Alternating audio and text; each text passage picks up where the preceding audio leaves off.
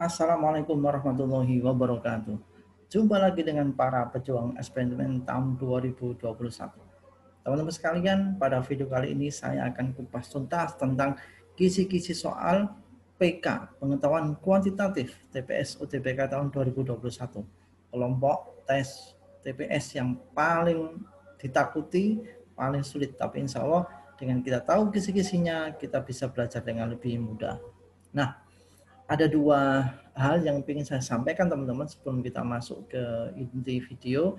Bahwasanya untuk dapat skor tinggi TPS ada dua cara. Yang pertama, kita tahu ciri spesifik submateri TPS yang akan saya kupas hari ini. Kemudian kita menguasai cara penyelesaian soal dengan cara yang cepat. Ya, ini adalah peta soal TPS UTBK yang sudah kita bahas di video sebelumnya ya untuk nomor 1, 2, dan 3. Pada video kali ini saya kupas khusus di nomor 4 yang saya berbicara tentang pengetahuan kuantitatif. Ada 20 soal. Waktunya 20 menit, 1 soal 1 menit. Next, oke. Apa itu pengetahuan kuantitatif? Di subtes ini merupakan alat untuk mengukur kemampuan kita di bidang nalar, logika, matematika dasar ya, matematika dasar dan lanjutan.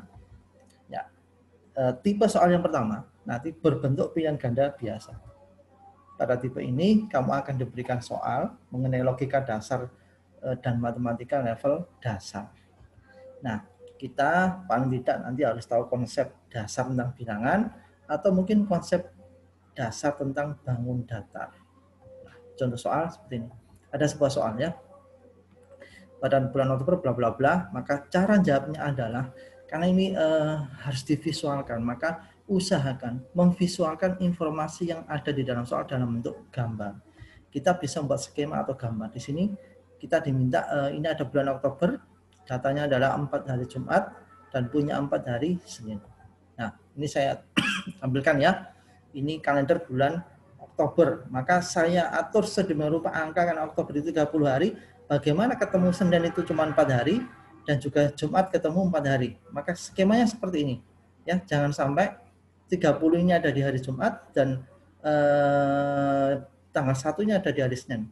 Sehingga polanya ketemu Seninnya 4, Jumatnya 4 sesuai dengan permintaan soal. Pertanyaan adalah tanggal 20 Oktober ada di hari mana? 20 Oktober di sini berarti pasti ini berarti ada hari Ahad. Maka jawabannya adalah A. Nah, kenapa ini bisa mudah dengan kita jawab? Karena kita memvisualkan, menggambarkan. Tentunya karena waktu yang terbatas, maka nanti visualisasinya tidak harus sedetil ini ya, tapi paling enggak kita siap untuk menggambarkan isi dari soal itu. Next. Tipe soal kedua itu adalah terdapat pilihan 1, 2, 3, dan 4. Ya.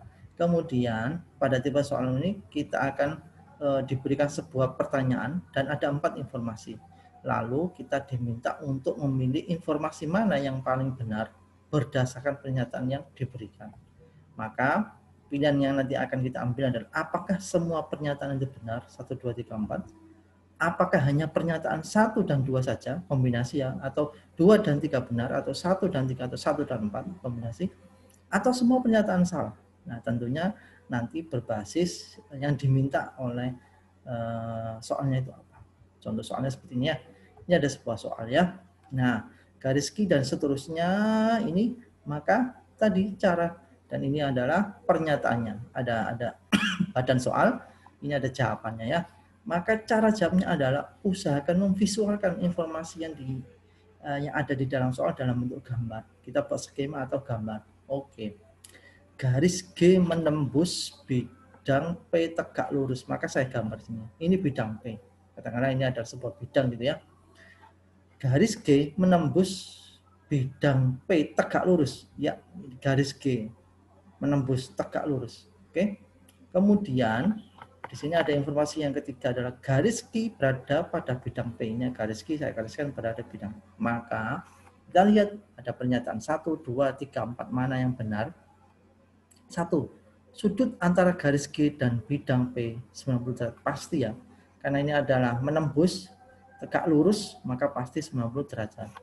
Garis G tegak lurus dengan semua garis yang ada di bidang P. Ya, karena garis G-nya ada tegak lurus dengan bidang P, maka semua garis yang ada di bidang P pasti tegak lurus dengan garis G.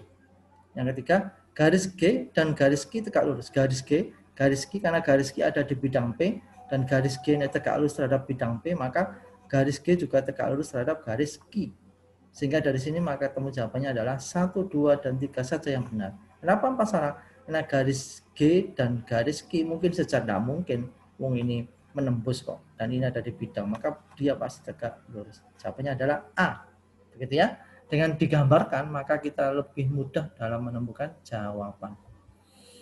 Yang berikutnya tipe yang ketiga adalah analisis kecukupan data. Di sini kita akan diberikan sebuah pertanyaan dan 2 informasi. Kita diminta untuk menganalisis informasi mana saja yang dibutuhkan sehingga kamu dapat menjawab pertanyaan yang diberikan. Jadi informasi ini apakah dua-duanya dibutuhkan untuk menjawab persoalan atau cukup satu saja? Ya. Maka yang kita benar apakah hanya cukup butuh satu informasi atau kita butuh kedua informasi untuk bisa menjawab soal. Contoh soalnya seperti ini. Ini ada sebuah soal dengan narasi seperti ini ya. Kemudian ini ada jawabannya. Maka cara jawabnya adalah usahakan sama ya, memvisualkan informasi yang ada di dalam soal dalam bentuk gambar. Kita buat skema atau gambarnya. Nah, ini ada pernyataan 1, ada pernyataan 2. Maka saya coba di sini adalah misalkan, dan di sini adalah tentang banyaknya kamar dan jumlah penghuninya. Misalnya banyak kamar kita visualkan dengan X dan banyaknya peserta adalah Y, maka nomor 1 ini bisa dibuat persamaan. Nah, nomor 1 ini pernyataan 1 ini Y ini adalah peserta. Jika satu kamar diisi oleh 7 orang, maka 7 dikalikan kamarnya, maka terdapat satu kamar yang terisi, maka kamarnya akan kurang 1 terisi, maka 7 dalam kurung X min 1. Cara visualnya ya. Kemudian yang kedua itu bisa kita visualkan dengan Y, karena ini adalah Y adalah peserta sama dengan jika satu kamar diisi oleh 6 orang, nah, 6X ya, X ini kamar, maka terdapat 14 orang yang tidak mendapatkan kamar, maka kurang 4 plus 14, jadi kurang 14. Maka 6X plus 14. Nah, ini adalah sebuah persamaan X, persamaan sederhana ya. Kalau persamaan itu kita gabungkan, maka kita bisa ketemu nilai X-nya sama dengan 140. Maka jumlah kamar yang dibutuhkan adalah, jumlah kamar hotel ini adalah 140. Artinya, pernyataan 1 saja kita nggak cukup untuk menemukan jawabannya. Pernyataan 2 pun juga nggak cukup. Maka kita butuh 2 pernyataan itu. Sehingga jawabannya adalah C. 2 pernyataan bersama-sama cukup untuk menjawab pertanyaan. Tetapi 1 pernyataan saja tidak cukup. Nah, ini adalah tipe soal untuk pengetahuan kuantitatif. Dari ketiga soal yang tadi saya lakukan, cirinya adalah kita harus pandai-pandai membuat visualisasi, buat sketsa, buat penggambaran. Supaya kita tidak terbuang waktu memikirkannya, tapi diorat-orat saja nanti pada saat menjawabnya. Baik teman-teman sekalian, pada video berikutnya saya akan coba kupas bagaimana strategi dapat skor tinggi di sub TPS. Tentunya ikuti video berikutnya dan jangan lupa klik tanda subscribe dan nyalakan tanda loncengnya.